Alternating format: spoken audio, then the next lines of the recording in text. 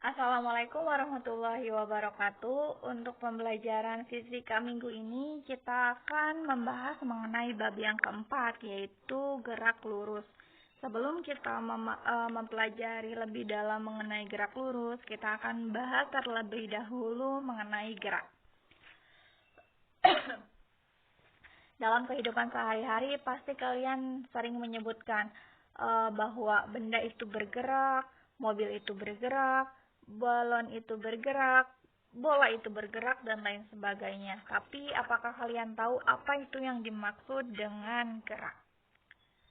Nah, di sini akan dijelaskan ya. Di sini contohnya ibu memiliki 3 orang, ada A, B, dan C, di mana si B dan si C itu akan berjalan mendekati A. Tapi B dan C ini jalannya itu persis sama, jadi langkahnya sama, kecepatannya sama, dan yang lainnya. Nah, gambar yang bawahnya, jadi si B dan C ini udah berjalan lebih mendekati si A. Nah, menurut kalian, apakah B dan C itu bisa dikatakan bergerak atau tidak? Kenapa dia dikatakan bergerak dan kenapa dia dikatakan tidak bergerak?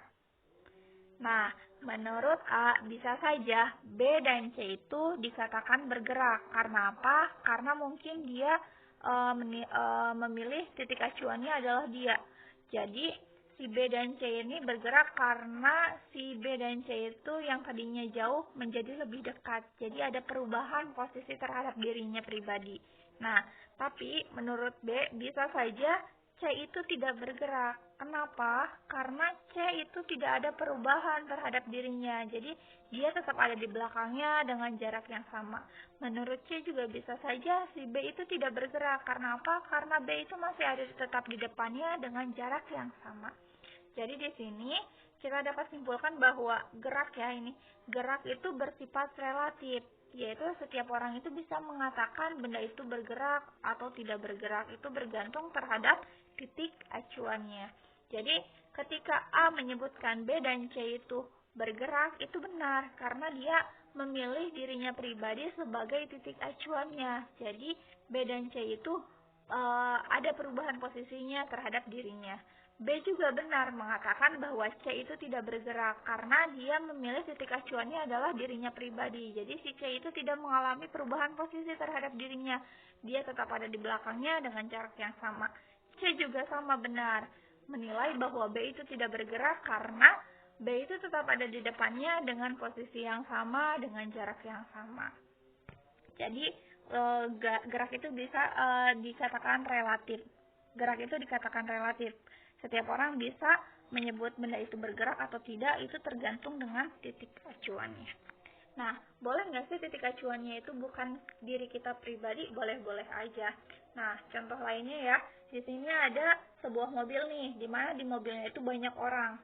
Nah, misalnya kalian ada di dalamnya, di depan kalian ada orang, di samping kalian ada orang, di belakang kalian ada orang. Nah, terus mobilnya ini lagi jalan. Nah, menurut kalian, orang-orang yang lagi duduk di kursi-kursi itu apakah dikatakan bergerak atau tidak? Nah, mungkin kalian akan menyebutkan bahwa orang-orang yang lagi duduk di mobilnya itu dikatakan tidak bergerak. Karena apa? Karena dia tidak melakukan perubahan posisi terhadap diri kalian. Ya enggak? Jadi tetap diam terhadap diri kalian pribadi. Atau mungkin acuannya itu bukan diri kalian pribadi. Mungkin kalian acuannya adalah mobilnya. Jadi orang-orang di dalam mobil itu dikatakan tidak bergerak karena dia tidak melakukan perubahan posisi terhadap mobilnya. Jadi tetap aja di situ, yang tadinya duduk di situ tetap di situ, seperti itu. Tapi ketika orang lain nih yang ada di pinggir jalan melihat orang-orang yang ada di mobil, dia berpikir bahwa orang-orang yang di dalam mobil itu bergerak. Karena apa? Mungkin dia menentukan bahwa dia pribadi adalah titik acuannya. Jadi si orang-orang yang ada di dalam mobil itu bergerak karena misalnya mereka menjauhi dirinya atau mereka mendekati si orang yang ada di tepi jalannya, seperti itu. Atau orang yang di tepi jalan juga bisa menentukan titik acuannya bukan dia pribadi. Misalnya titik acuannya adalah pohon yang ada di sampingnya. Jadi menurut si orang yang di pinggir jalan, orang-orang yang ada di dalam mobil itu bergerak karena mereka mendekati pohon atau mereka menjauhi pohonnya. Nah, seperti itu. Nah, jadi ketika kalian dalam kehidupan sehari-hari menyebutkan bahwa mobil itu bergerak, nah itu sebenarnya dalam fisika tidak ada artinya. Ya enggak, tidak bermakna. Jadi kalau menyebutkan itu, kalau misalnya pengen ada maknanya dalam fisika harusnya lebih lengkap. Mobil itu bergerak terhadap orang yang sedang diam di tepi jalan. Seperti itu. Itu yang sudah memiliki arti dalam fisika, ya. Nah, misalnya di sini ada lagi ya, ada orang yang lagi berjalan nih. Nah, orangnya kan jalannya melewati titik-titik tersebut. Nah, jika titik-titik itu dihubungkan dengan garis, maka akan terbentuklah suatu lintasan. Jadi lintasan itu adalah posisi titik-titik yang dilalui oleh suatu benda yang bergerak. Nah, jika lintasan yang dilalui suatu benda itu lurus, maka geraknya itu disebut dengan gerak lurus. Jika lintasan yang dilewati oleh bendanya itu parabol, maka geraknya disebut dengan gerak parabol. Dan jika lintasan yang dilalui oleh bendanya adalah melingkar, berarti geraknya adalah gerak melingkar. Nah, di sini kita akan membahas mengenai gerak lurusnya saja dulu ya. Untuk gerak-gerak yang selanjutnya itu akan dibahas di bab-bab yang selanjutnya. Oke. Nah, di dalam gerak lurus ini kita akan membahas dua besaran juga. Di dalamnya akan ada dua besaran, yaitu ada besaran vektor dan besaran skalar. Jadi, materi yang kemarin kita akan bawa juga di sini. Nah, untuk mereview ya, besaran vektor itu adalah besaran yang memiliki memiliki besar dan arah. Sedangkan besaran skalar itu adalah besaran yang hanya memiliki besarnya saja, ya. Jadi kalau skalar itu tidak memiliki arah. Nah, sekarang untuk di bahasan gerak lurus, besaran vektor yang akan kita bahas itu ada posisi, perpindahan, kecepatan, dan percepatan. Sedangkan besaran skalar yang akan kita bahas adalah jarak dan kelajuan. Oke, langsung saja ya. Di sini ada posisi, jarak, dan perpindahan. Posisi itu adalah letak suatu benda pada suatu waktu tertentu terhadap suatu acuan tertentu. Jadi misalnya letak A pada waktu tertentu, misalnya pada detik tertentu. Nah, berarti kita harus, yang pertama adalah kita harus menentukan titik acuannya terlebih dahulu.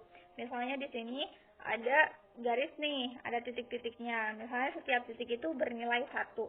Nah, di sini saya menentukan bahwa titik acuannya adalah di titik O. Di titik O saya beri angka 0. Nah, misalnya kita akan menentukan posisi titik A. Nah, posisi titik A itu ada 2 titik kan ya, 2 titik di sebelah kanan titik O. Berarti posisi A itu ada di 2. Ya enggak, karena dia ke sebelah kanan berarti biasanya positif. Kalau ke arah kiri dia bernilai negatif. Sekarang kalau posisi B. Kalau posisi B berarti ada berapa titik tuh? 1, 2, 3. Berarti 3. Sekarang C. C ada 6 titik. Berarti posisi C adalah 6. Nah, itu berarti disebutkan ya 6 terhadap titik O.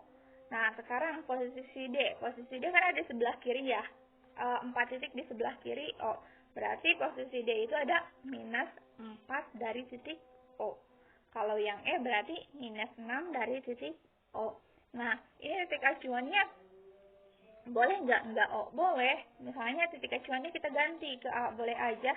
Nanti berarti untuk posisi B-nya sendiri adalah 1 dari A. Ya nggak? Karena dia ada di sebelah kanan dan hanya 1 titik. Berarti 1 dari A. Seperti itu. Sekarang yang selanjutnya adalah perpindahan. Perpindahan sendiri adalah perubahan posisi suatu benda karena adanya perubahan waktu. Nah, ingat ya, perpindahan itu adalah besaran vektor. Di mana di bab yang kemarin kita telah bahas bahwa untuk menentukan perpindahan kita hanya butuh titik awal dan titik akhirnya saja. Seperti itu. Jadi untuk mencari perpindahan itu kita tinggal tarik garis lurus dari titik awal ke titik akhirnya. Jadi misalnya di sini kita akan menentukan perpindahan dari A ke B, terus dari A ke C ke B, dan dari A ke O ke B. Nah, ini kan titik awalnya semuanya A, titik akhirnya semuanya B. Nah, kemanapun jalannya, kalau perpindahan itu dia hanya bergantung pada titik awal dan titik akhir. Berarti untuk AB, AC, B, AO, B, dia nilai perpindahannya akan sama. Karena apa? Karena titik awalnya semuanya A, titik akhirnya semuanya B. Jadi perpindahan antara ketiga itu adalah sama, yaitu yang ada tanda panah merahnya, yaitu sebesar 1 arahnya ke kanan. Seperti itu. Sekarang yang selanjutnya, untuk menentukannya, bisa saja untuk menentukan nilainya, kita bisa juga menggunakan sebuah rumus delta X atau perubahan posisi. Kan di sini ditanyainnya antara titik A sama B ya. Delta X AB berarti sama dengan posisi akhir dikurangi dengan posisi awal, di mana posisi akhirnya adalah titik B kan ya, dikurangi posisi awalnya adalah A. Berarti B-nya itu adalah 3, A-nya itu adalah 2. 3 dikurangi 2 adalah 1. Arahnya ke sebelah kanan. Seperti itu. Nah, yang selanjutnya adalah jarak. Jarak itu adalah panjang lintasan yang ditempuh oleh suatu benda dalam selang waktu tertentu. Kalau jarak itu adalah besaran skalar. Kan tadi di perpindahan itu, perpindahan antara AB itu akan sama dengan perpindahan AOB dan perpindahan ACB. Ya enggak? Nah, beda dengan jarak. Kalau jarak itu jarak AB, jarak lintasan AB, jarak lintasan ACB itu akan berbeda. Karena jarak itu besaran skalar, sedangkan perpindahan itu besaran vektor. Jadi untuk mencari jarak AB itu berarti panjang lintasannya. Tinggal tarik aja AB. Berarti itu adalah jaraknya 1. Sedangkan jarak ACB berarti panjang lintasan yang dilalui kita dari A ke C lalu ke B lagi. Jadi A ke C berapa tuh? 1, 2, 3, 4 ya, 4 titik. Lalu ke B 1, 2, 3. 3 berarti jaraknya adalah 4 ditambah 3 yaitu 7. Nah, sekarang kecepatan rata-rata dan kecepatan rata-rata dan kelajuan rata-rata. Nah, ketika kalian pernah lihat kan ya speedometer yang ada di mobil atau motor. Nah, ketika di motor kalian atau di mobil kalian hanya ada speedometer, berarti itu kalian sedang melihat besaran kelajuan. Karena kelajuan itu adalah besaran skalar, tidak ada arahnya. Tapi jika di mobil kalian ada kompasnya juga, berarti itu tandanya kalian sedang melihat kecepatan. Jadi apa sih perbedaan kelajuan dan kecepatan? Jadi kalau kelajuan itu tidak bergantung pada arah. Jadi besaran kelajuan itu adalah besaran skalar. Nah, alat untuk mengukur kelajuan adalah speedometer. Terus kelajuan itu nilainya itu selalu bernilai positif. Sedangkan kecepatan itu besarannya itu bergantung pada arah. Karena kecepatan itu adalah besaran vektor. Jadi nilainya itu bisa bernilai positif dan bisa juga bernilai negatif. Untuk alat ukur yang mengukur kecepatan itu adalah velocitometer. Nah, di sini kecepatan sesaat itu adalah kelajuan sesaat yang ada arahnya. Ngerti nggak? Kalau kelajuan mah nggak ada arahnya, kalau kecepatan mah ada arahnya, tapi besarnya mah sama gitu. Jadi kecepatan sesaat itu adalah kelajuan sesaat beserta dengan arahnya. Sekarang ada kelajuan rata-rata dan kecepatan rata-rata. Nah, misalnya ya, di sini ada Misalnya si A, dia bergerak dari titik A, lalu ke titik B, lalu ke titik C, terus terakhir ke titik D. Nah, kita tentukan dulu nih, misalnya ditanyakan kelajuan rata-rata. Kalau kelajuan rata-rata itu rumusnya itu, matematisnya itu adalah total jarak tempuh dibagi dengan waktu. Nah, kan kalau jarak itu besarannya besaran skalar ya, waktu itu juga skalar. Jadi nanti kelajuan juga besarannya adalah besaran skalar. Nah, jarak berarti kalau jarak dijumlahkan kan semuanya 200 tambah 100 tambah 200. Berarti ada 500. Misalnya di sini tuh ada T-nya ya. Waktu tempuhnya adalah 100. Berarti 500 dibagi 100 sama dengan 5 meter per sekon. Nah, sekarang bagaimana kalau untuk mencari kecepatan rata-rata? Kalau kecepatan rata-rata, rumusnya itu bukan jarak, tapi perpindahan dibagi dengan waktu. Perpindahan itu besaran vektor, waktu itu besaran skalar. Jadi kecepatannya itu akan menjadi besaran vektor. Seperti itu. Nah, kalau perpindahan itu kan tadi tinggal tarik garis lurus dari titik awal ke titik akhir. Berarti dari A ke D kan ya perpindahannya. Dari A ke D berarti AD itu panjangnya sama kayak BC. Berarti perpindahannya adalah 100 meter. Waktunya berapa? Waktunya 100. Jadi nanti kecepatan rata-ratanya itu 100 dibagi 100, yaitu 1 meter per sekon. Seperti itu. Nah, lalu kita masuk ke gerak lurus beraturan. Jadi gerak lurus beraturan itu adalah gerak suatu benda yang menempuh lintasan lurus. Jadi lintasannya itu lurus dengan arah dan kelajuan tetap. Jadi si arahnya itu nggak belok-belok, lurus aja. Terus kelajuannya juga nggak berubah-berubah. Kalau misalnya naik motor tuh di kecepatannya tuh nggak berubah-berubah. Si speedometernya tuh kelajuannya tuh nggak berubah, misalnya 20 km per sekon, terus aja segitu, tapi jalannya lurus aja, lurus, gak belok-belok. Nah, itu dinamakan dengan gerak lurus beraturan, atau kita sebut dengan gerak suatu benda dengan kecepatan tetap. Jadi kecepatannya tetap, arahnya tetap, besarnya tetap, seperti itu. Jadi gak belok, lurus aja. Nah, misalnya gini contohnya, jadi dalam 1 sekon dia jarak yang ditempuhnya 10 meter, 1 sekon lagi 10 meter lagi, 1 sekon lagi 10 meter lagi. Jadi gitu. Jadi setiap waktunya itu dia menempuh jarak yang sama, perpindahan yang sama, seperti itu. Nah, untuk rumusnya sendiri, untuk persamaannya sendiri pada gerak lurus itu kita tadi udah dapatkan di kecepatan sesaat ya. Nah, kecepatan itu sama dengan delta X per delta T. Delta X itu berarti perubahan jarak atau posisinya, dibagi delta T itu perubahan waktunya. Jadi kalau perubahan jarak itu, kalau perubahan berarti akhir dikurangi awal ya, berarti delta X. Berarti posisi akhir dikurangi posisi awal. Dikali kecepatan berarti delta T. Delta T juga sama, berarti T akhir atau waktu akhir dikurangi waktu awal. Nah, X akhir kita lambangkan dengan S, X awal kita lambangkan dengan X0, sama dengan V. Terus di sini ada T akhir kita lambangkan dengan T, dan T awalnya itu berarti pada saat waktunya 0 sekon kan pertama kali kita melihatnya.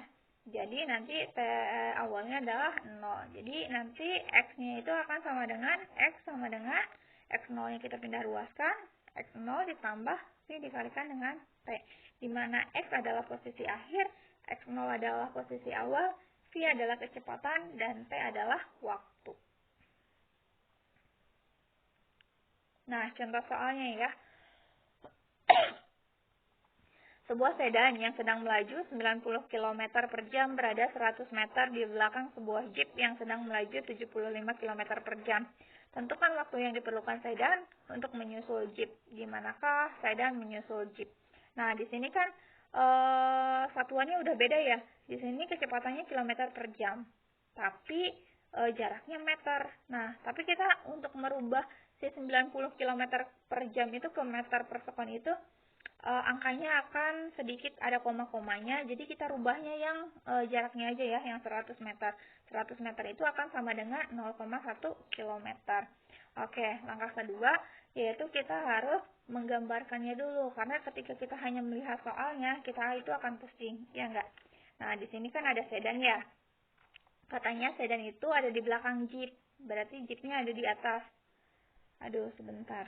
Nah, jeepnya akan ada di atas. Terus jarak antara sedan dan jeepnya itu 100 kan, 100 meter. Terus katanya yang ditanyakannya itu di manakah sedan akan menyusul jeep. Berarti di depan kan. Nah, kita tentukan aja titiknya dulu. Misalnya di titik tuh ada sebuah titik, itu adalah titik di mana sedan akan menyalip jeep. Nah, seperti itu. Nah, kalau udah digambarkan, kita kerjakan nih. Nah, jarak antara sedan dan jeep ada 100 meter. Jarak jeep ke titik yang dia akan disalip berarti kita tuliskan delta XJ. Atau ya delta XJ. Jadi perubahan posisi pada mobil jeep. Kalau dari sedan ke ketika dia akan menyalip berarti delta XS. Atau perubahan posisi dari si sedannya. Nah, di sini ya kalau dipakai logika kan sedan akan membalap jeep di mana? Ya enggak? Kan sedannya ada di belakang, jeepnya ada di depan. Nah, ketika di posisi itu sampai mereka berdua ada di posisi akan menyalip, itu waktunya sama. Ya enggak? Hanya saja kecepatannya berbeda. Jadi dia akan menempuh perjalanan yang berbeda. Jadi waktu yang dibutuhkan sedan dan waktu yang dibutuhkan oleh mobil jeep dari posisi yang ini ke posisi yang ada di titik ini itu akan sama. Nah, kenapa? Karena ya sama. Jadi dari sini ke sini, dari sini ke sini mereka akan membutuhkan waktu yang sama. Seperti itu. Jadi TS atau waktu yang dibutuhkan sedan dan TJ waktu yang dibutuhkan jeep itu kita samakan aja dengan T.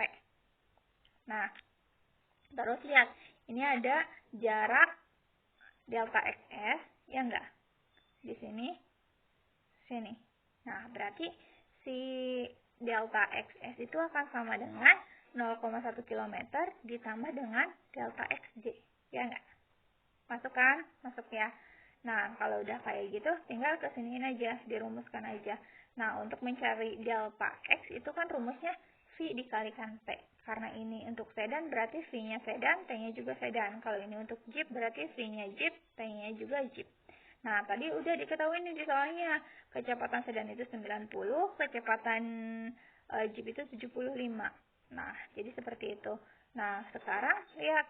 Yang T kita gabungkan dengan yang punya T. Berarti yang 75T kita pindah ruaskan. Jadi 90T dikurangi 75T akan sama dengan 0,1. Jadi nanti 15T akan sama dengan 0,1 km. T-nya itu akan sama dengan 0,1 dibagi 15. Satuannya apa? Jam. Ya enggak? Karena tadi kecepatannya masih kilometer per jam. Nah, untuk kita ubah ke dalam sekon bisa nih. Berarti nanti tinggal dikalikan dengan 3.600. Jadi 0,1 dibagi 15 dikali 3.600 itu akan sama dengan 24 sekon. Nah, itu kan waktu yang dibutuhkannya ya. Tadi pertanyaan keduanya adalah di manakah? Berarti di manakah itu jaraknya? Kita cari aja jarak XS. Ya, bentar ya. XS. Berarti kita cari XS-nya. Nah, untuk mencari delta XS itu rumusnya sama. V dikalikan dengan T. V sedan itu 90 km per jam dikalikan dengan T sedan. Tadi T sedannya udah diketahui nih 24 sekon. Tapi jangan dimasukin 24 sekon. Kenapa? Karena kecepatannya masih kilometer per jam. Jadi kita ambilnya yang jam aja si T-nya. Berarti 0,1 dibagi 15. Seperti itu.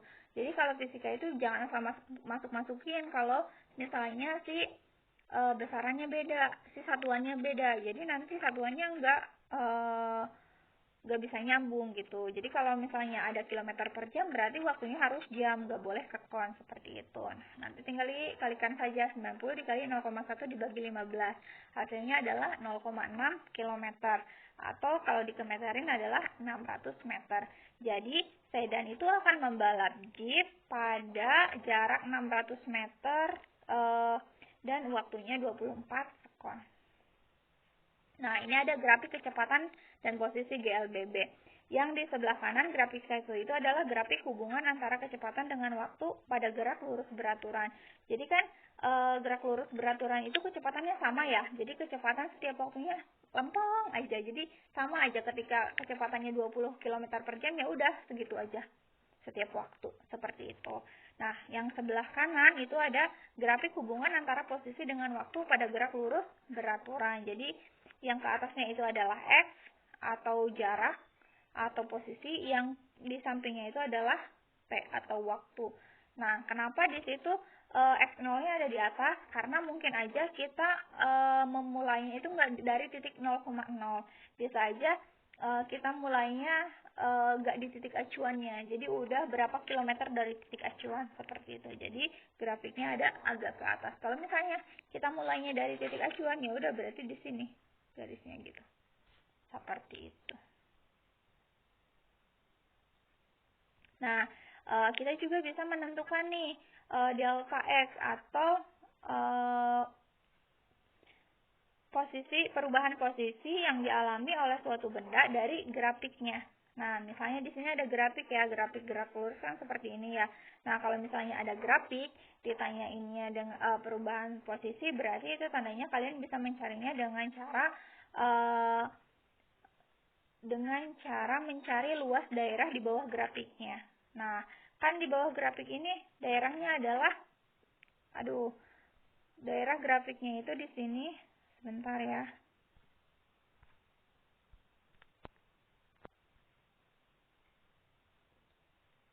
Nah, di sini kan grafiknya itu berbentuknya persegi panjang ya.